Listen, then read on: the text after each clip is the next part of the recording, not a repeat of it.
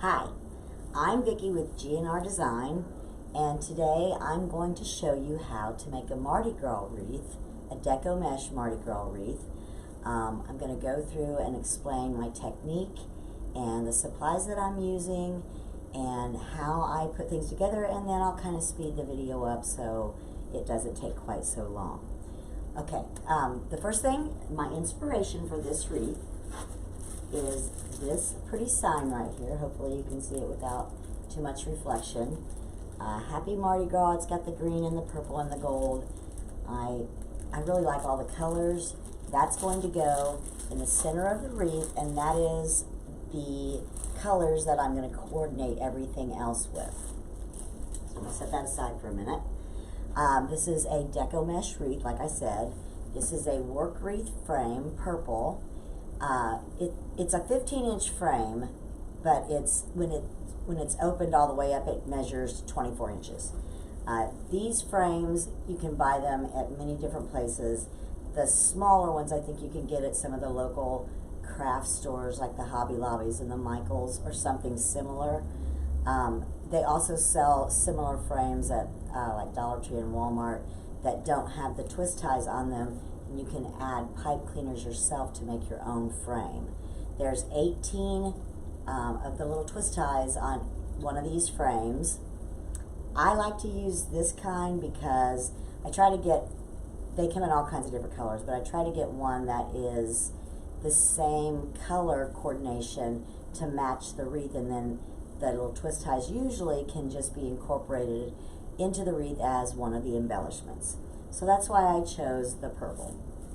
Now, the technique that I'm using for this particular wreath is called a curl and loop method, and to make this particular wreath, you can use all the same mesh if you want. I used 3 different colors. I have a purple. This is 21-inch deco mesh, and it's the higher quality. It's got a lot of the shiny metallics in it. It's 21 inches long, and it's cut. I cut each piece 10 inches wide. I'll show you how we put them together. So I've got purple, and I've got a like a tri-color. It's got the gold and the green and the purple. Also 21 inches, cut 10 inches wide. And then I've got the emerald green that I'm using. Now, they look really thin, but by the time I get all this in here, it will be very thick. I like to use this method because from a typical, I think the rolls of mesh are 10 yards, but from a typical 21-inch roll of mesh, I can usually get like 3 wreaths out of it, if you're using the method of 3 different colors. Like I said, you could do it with that same method and use all the same color. You could use 2 colors, you could use 4 colors. I just like the 3 because it works out well in my wreath frame. Like I said, there's 18 twist ties, so when I cut the mesh, I cut 9 of each piece, each color. So 9 cuts along the mesh as it's rolled out. And then here's my coordinating ribbons, and I'll show you how this all goes together. I usually use 4 different ribbons, 2 2.5 inch. These are all wired, all coordinating colors with the Mardi Gras theme. So these are going to be a combination. One's 2.5, one's 1.5. And then the other one is also in the same Mardi Gras colors, and these are the coordinations, the 2.5 and the 1.5. And I'll show you how they all go together when we get to that part. For now, I'm going to have to set these ribbons. I cut each piece 14 inches long, and I've chevron the ends of each piece so that this is all done ahead of time, because that takes a little bit of time. And it can get a little bit boring watching somebody cut ribbons. It's like watching paint dry. Anyway, so now I'm going to move everything out of the way so I can show you how to attach the mesh.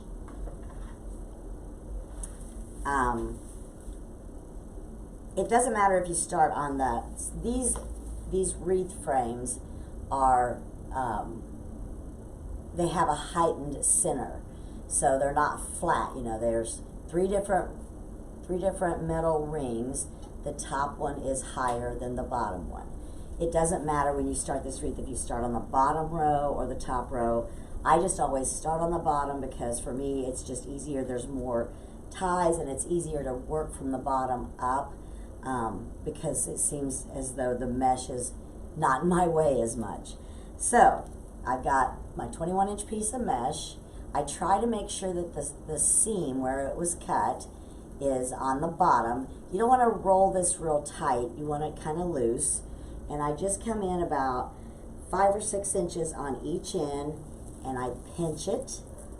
And this is why I think it's called the curl and loop method, because you're going to have a poof in the middle or a loop, and then you've got the little curls that are going to stick out on each end. And then I pick a twist tie, doesn't matter which one, and give it a twist, connect it to the frame. Now, I had to let go of that end, but I can still tell where I pinched it. So I'm going to pinch it again, come over to the next twist tie, and lay it in my twist tie, and I just give it one twist because I'm going to add more stuff.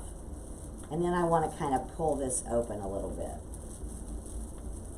And I will fiddle with this and fiddle with this through the whole wreath process, but once all of the mesh is on, you really can't, you're not going to be able to see through it. So that's how it looks when it's connected to the wreath frame.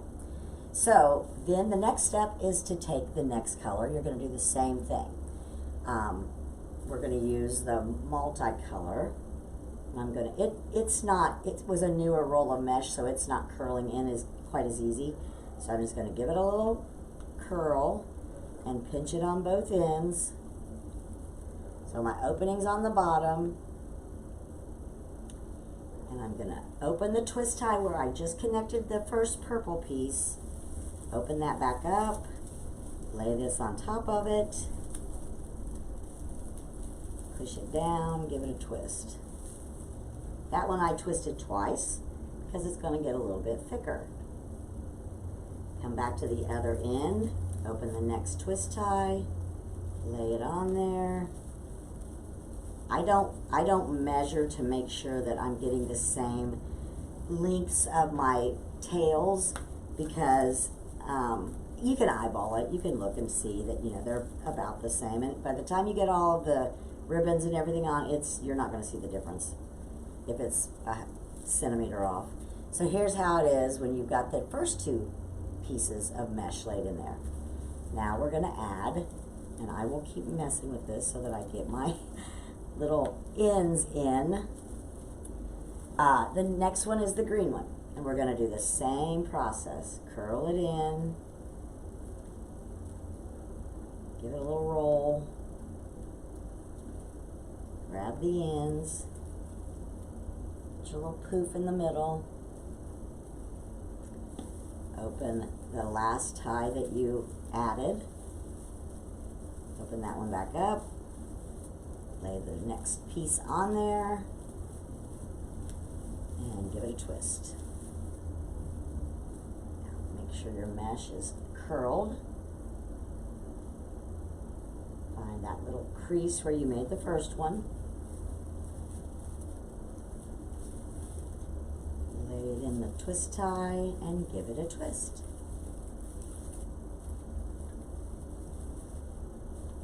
And there we have all three colors added. So I'm going to continue this same process all the way around the bottom of the wreath frame, and then I'll move up to the top one. And this is a real easy way to add your mesh and get lots of volume out of the different rolls, because these can get a little pricey. So hold on, and I'll show you this in fast speed.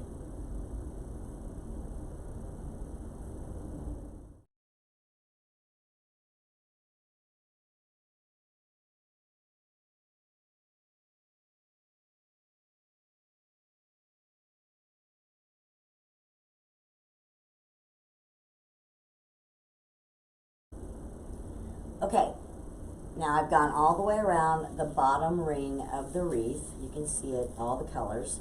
One thing I wanted to point out is when you get to the last piece, typically on these kind of wreaths, if you're going to use 3 different types of mesh, you're going to end up with 2 colors, 2 of the same colors that would be next to each other. So I just switch it up, pick a different color. In this case, the next color after the green that I should have used would have been another purple, but since I already had a purple here, I just chose one of the multicolored pieces of mesh and stuck it in there in between the green and the purple, and it works out just fine. So now that I've got the bottom ring done, I'm going to go to the top ring. Get all my little pieces pulled back here because it just makes it easier as you're moving through the wreath. It doesn't matter where you jump up. I'm going to start right here because I've got a purple and a multicolor, and I'm going to start with a green right here so that, you know, you just try to keep the colors all dispersed evenly around the wreath. The hardest part, I think, of this is just managing all of the colors and all of the mesh and trying to, for one thing, have enough room to place it all on your workbench so that you can easily get to them when you need them. So here's my little loop for the green. I'm going to start the same as I did on the bottom, lay it in a little twist tie, and twist it off. So you can see by this time we're getting our wreaths getting up quite full, and you've got the little loops and you've got all the little tails that are going to be sticking out from the loops. So it's going to make a very colorful, very full wreath. And as I'm laying it in here, I'm still continuing to open those little poofs up as much as I can. So here's where we added the green one right here. So now my pattern will kind of change. Before on the bottom it was purple, 3 colors, and green. Now I'm going to have to switch it out a little bit, and I'll just kind of go backwards because this will work just fine to put the multicolored in right here. And you can really never tell on these until you get to the end. Sometimes I always cut 27 excuse me 27 pieces of mesh, but it never fails. It seems like I always have to cut one more piece because there's either one left that's the same color and it's the wrong color, and anyway, I may have to cut another piece at the end, but that's fine. Open that up, lay my little tail in there, give it a couple twists, try to keep it, you know, twisted up as I go through, and get the poof about the right height. At this point, I'm just eyeballing to kind of make sure that my poofs stay about the same height. If they're a little bit different, it's not a big deal. So here we go. Here's the next one. Now I'm going to speed up the video so that you don't have to watch me put every little loop and curl in here, and then I'll come back and tell you the next step.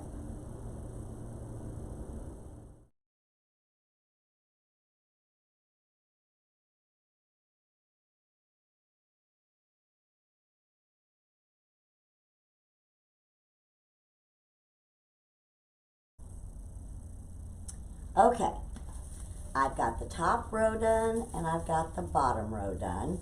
Now for the last step, I like to come back through and put another row right here between the top and the bottom. And to do that, I'm just going to pick the colors, try to get them spread out, and I'm going to open the bottom twist ties up and lay another piece on top of where I've already added the original row of mesh, and twist another row in and just coordinate it all the way back and forth, all the way around the bottom row. You could tie it into the top, but the bottom row is bigger, so it gives you more area and more places to attach your mesh. But it's becoming quite full as it is. The one thing about deco mesh wreaths, the thing that I wish someone had told me in the beginning, there's a huge difference in mesh. The more metallic there is in a row of mesh, the less you can see through it. This is a really high quality, a lot of metallic in it. This one is a lot of color, but there's only a little bit of metallic in it. So you can see that it's much more transparent. You can see through this piece much easier than you can this piece.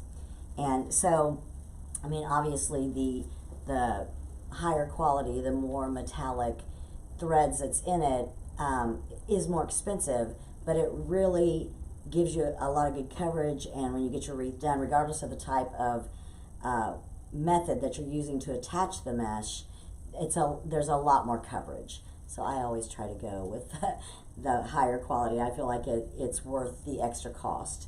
Anyway, back to this. I'm going to start right here between the green and the multicolored. If you turn it like that, you can see. So I'm going to lay a purple piece in here. So when I'm done, I'm going to have actually 3 rows of mesh on 3 rows of mesh and the loops and the tails all the way through the wreath.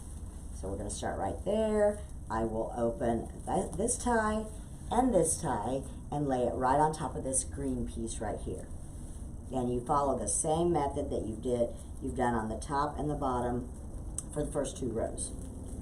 Just pinch it, get your little bubble in the middle, come back in. It doesn't matter where you start. I just try to pick something that, you know, so that my colors aren't laying against each other.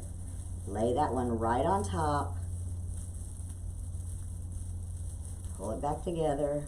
Now these are getting quite thick by now. I've got a lot of mesh in these little twist ties, but you've got plenty of room. They'll hold it. That's why I like using the work wreath forms that have these strong twist ties. I think that with a pipe cleaner, it might be a little bit tough. So there we go. We've got a green, we've got a purple, and then on the top we've got the multicolored. I'm going to follow that kind of pattern all the way through the bottom row of the wreath. So I started with a purple, and I've got a green right here. I've got 2 purples. Let's do the multicolored. And I can tell, oh, I've got more of the green. I think I better go with the green. I'm trying to spread this out so that my colors are all dispensed evenly through the wreath. Break up that purple a little bit. These kind of wreaths are very full.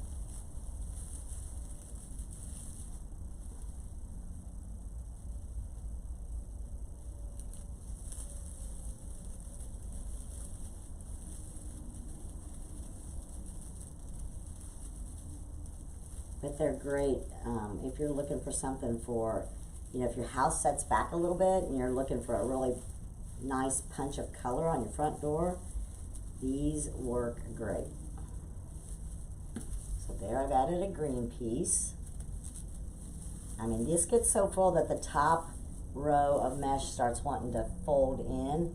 So I'm all the time pulling it back. But when I get my ribbons and everything else in, it'll be fine. So I'm going to speed up the video so you don't have to watch me add all the mesh to this bottom row. Same technique that we've done through all the other ones. And I'll come back in when I get it all added.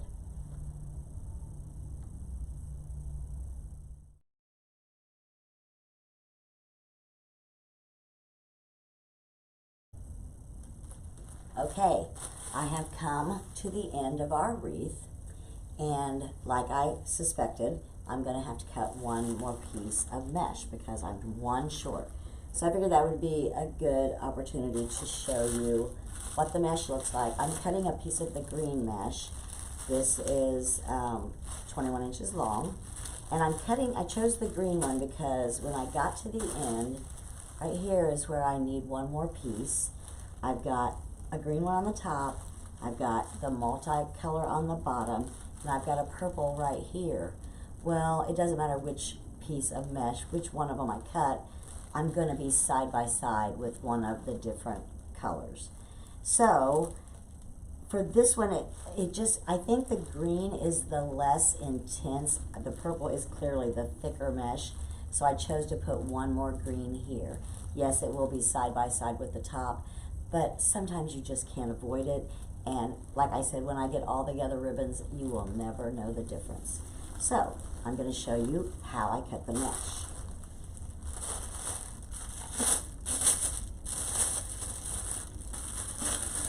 If you've ever made a deco mesh wreath, you probably already know how to do this. I know a lot of people use just a pair of scissors, and you can.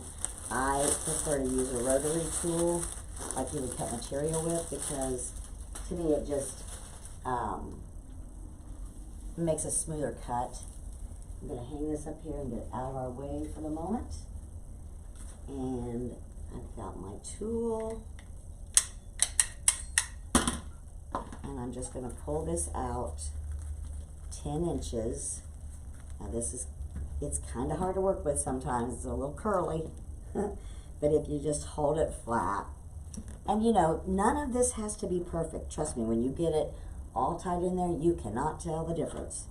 And I'm going to cut this. My mat has a grid on it, and you can see it has all of my measurements, so I can see right where to cut it. And voila, I have a piece of 10-inch mesh. And I'm just going to roll this one back up and stick it back in my little cellophane bag. I like to make sure I keep the bags because it keeps your mesh from getting dirty or frayed more. The less you can handle mesh, the less it frays. Oops.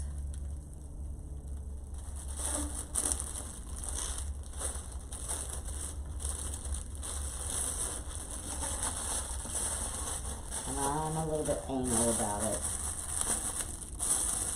But then I've got a lot of mesh in my stash, and I want to make sure it stays nice. Okay, now let me find the hole. Where was it? Right there.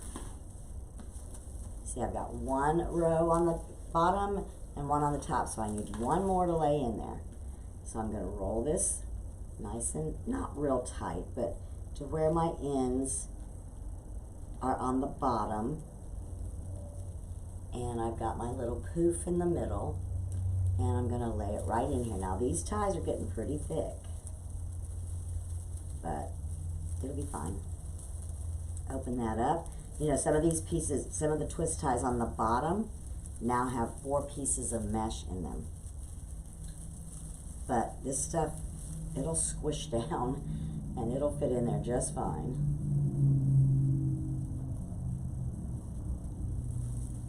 I know that this is difficult because you can't see from over my shoulder, so I'm trying to talk you through what I'm doing, and I will show you after I've finished the step what it looks like.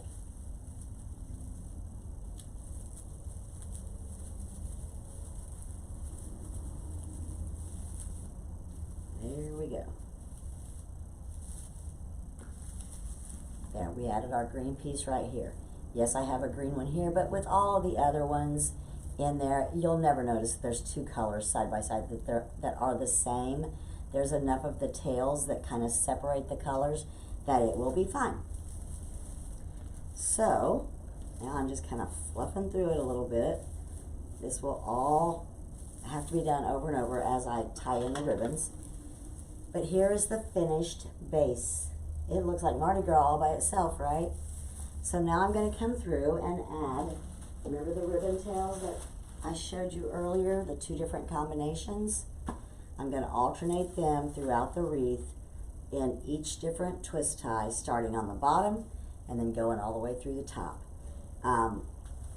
There's a particular way I like to do it. Everybody has different ways, but I like to, since I've already cut these, I like to lay one on top of the other just like this. I lay them down on my mat.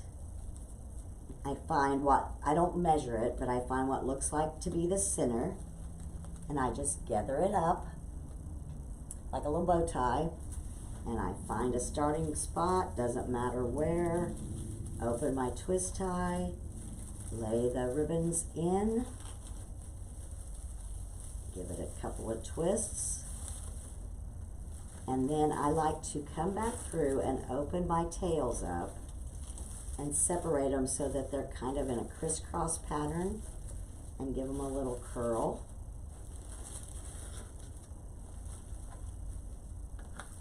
So it looks sort of like that. So now you've got kind of a flower pattern with the ribbons. And I'll do that with all the ribbons all the way through, rotating the different combinations all the way through. This wreath is going to have a lot of gold in it, which I really like. Very festive. So there's the next combination. Find the center, or what looks like the center. Make a little bow tie. Find the next twist tie, and I do all the bottom row first, and then I come to the top row. Lay that on there. You gotta hold on to it because it's got all that mesh in it. I like to give my little twist ties a little curl in, because the more they stick out, the more they want to grab hold of the mesh and make it fray more, pick it. So then I'm opening my ribbons up, giving them a little curl.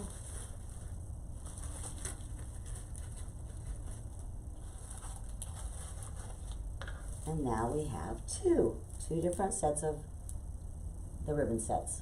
Now I'm going to do this throughout the rest of the wreath, and I will come back in and show you. I'm going to speed up the video because obviously this part would get boring. Same pattern all the way around. And I'll stop the video and explain it and show it all when I've got this part done.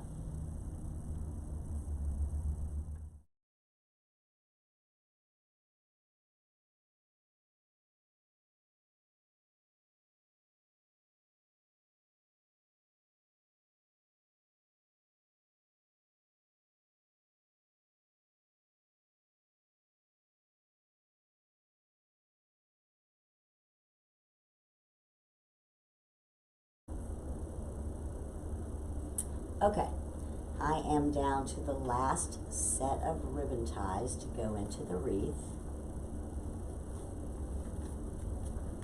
And it's going right here on the top. All the rest of them are twisted in.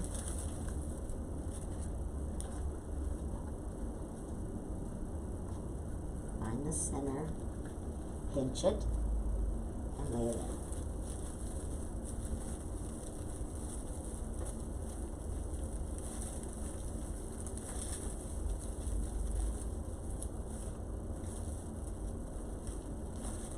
Separate your tails. So when I do this, you see the 2.5 inches straight across and the 1.5 inches straight across. It's just kind of a crisscross pattern. And I'm sure I will need to go back and fluff things up a little bit, but I now have all my ribbon and all my mesh added to the wreath. So it's very colorful. This would be pretty all by itself. But the next step is going to be to add. Okay. Now the next step is to put the sign on, the metal sign. This one already came with the little holes at the top and at the bottom. I've already added a pipe cleaner and just twisted it down so that I have 2 even pieces. That will help me to determine how deep I need to go into the mesh. I've got one at the top and the bottom. If some of these signs sometimes don't have the holes already pre-punched, so if they don't, I use a beadsmith. It'll punch a little bitty, it's a jewelry tool actually, and it'll punch a little bitty hole just big enough to slide a pipe cleaner into the hole so that you can twist it off and get it ready for the wreath. So this is the hardest part, in my opinion. I've gone through and fluffed up all the ribbons, but they're going to get squished again. It doesn't matter where you put it as far as the top or the bottom, because obviously the wreath can be turned.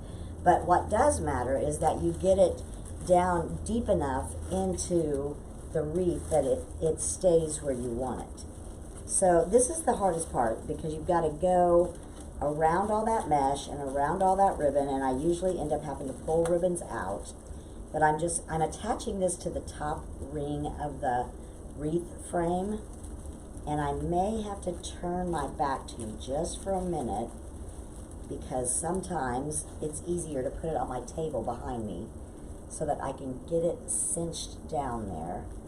I'm trying to reach for the pipe cleaners.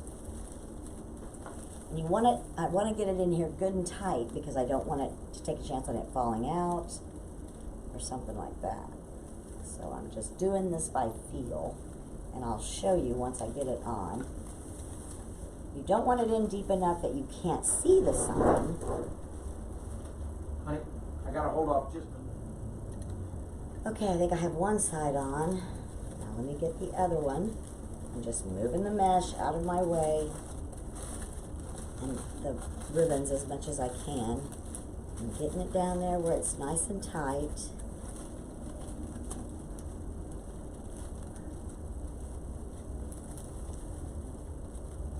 Get a hold of the pipe cleaner on both sides.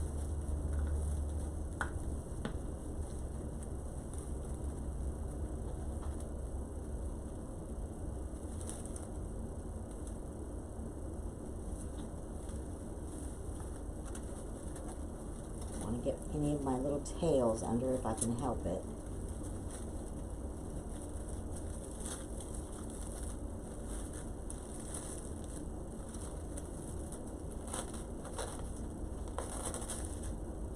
And you can always loosen it back up and move it if you need to.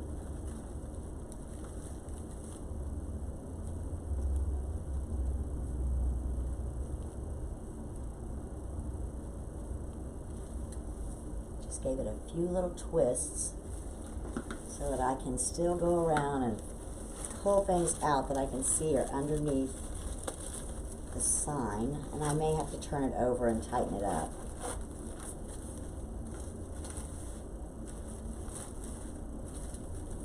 In my opinion, this is the hardest step.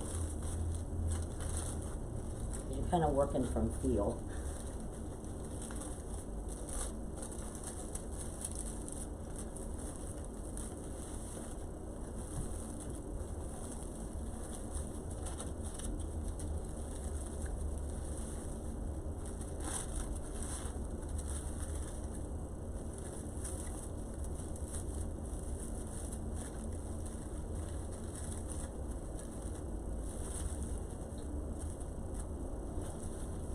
And everything will have to be refluffed and rearranged.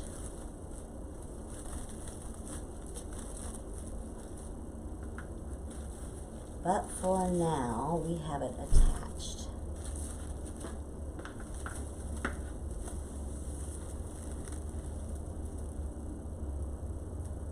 Oops, wrong way. Now I'll put it on my wreath easel and I will fluff and move things to where they need to be. Okay, I have the sign attached.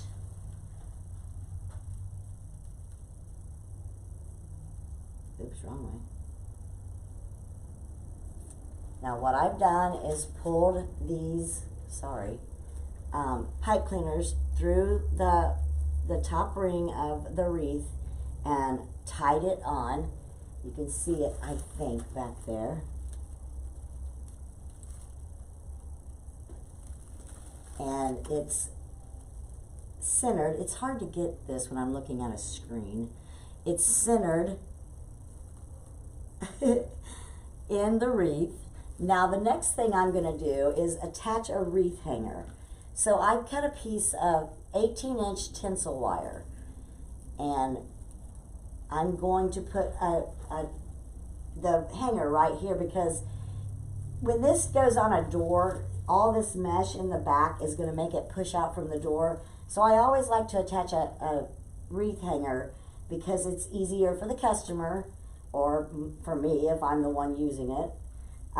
And it's easier to work on the rest of the embellishments that I want to add. So what I do, first of all, I've got to find the center of the sign right here. And then I know where it's right almost identically above the little crossbar that's in here. So I'm going to run this little tinsel wire, and it's hard to do this with one hand and not lay the wreath down. But I'm going to try to get it where you can see it.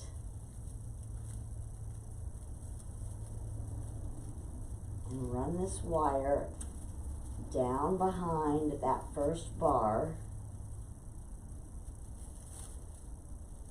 There's a lot of mesh in here.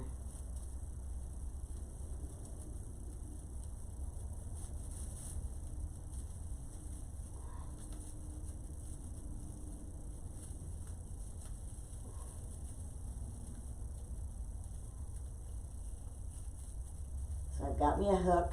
See the hook right here?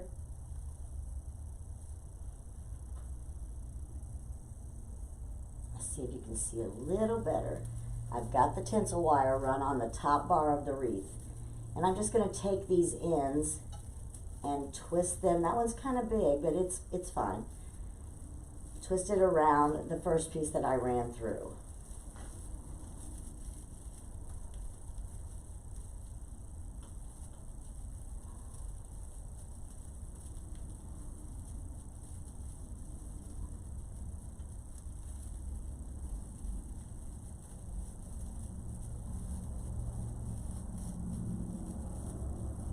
Cinch it down there good and tight.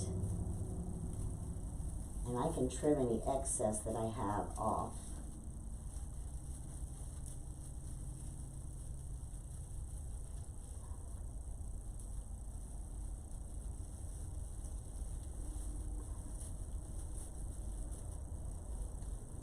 Now that one's loose. I need to get that one tightened up a little bit.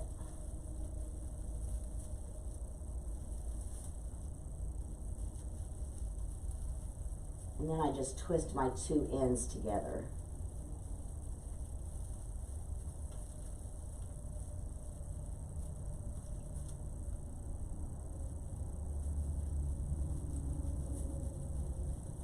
And wrap it back around the wreath frame.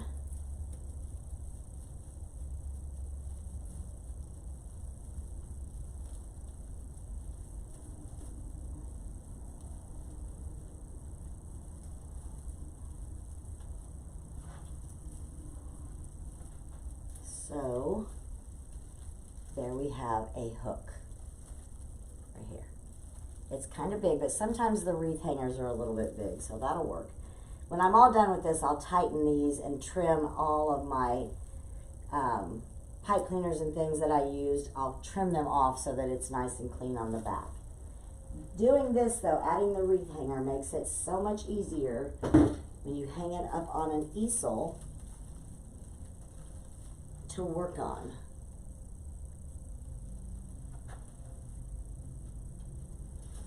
There we go. Ha! There it is. Now from here, there are other embellishments that I'm going to add to the wreath. I haven't really decided exactly. I've got some of the gold leaves. These are really pretty. In the Mardi Gras colors. Oh my gosh. So sorry. In the Mardi Gras colors, we've got the beads and we've got those glittery leaves. And I'm going to figure out where I want to put these. And then I'm just going to glue these into the different spots on the wreath. I may add some ornaments. But anyway, you get the basic idea of how to create the wreath with the curl and loop method, how to attach the sign, and how to add the wreath hanger. Okay, there it is, all finished. It's pretty just like this, but I think I will probably add some more glitter. I'll play with it, and I will post a picture when I'm all done. But I hope it helps. Leave me a comment, let me know how else I can help you. Bye.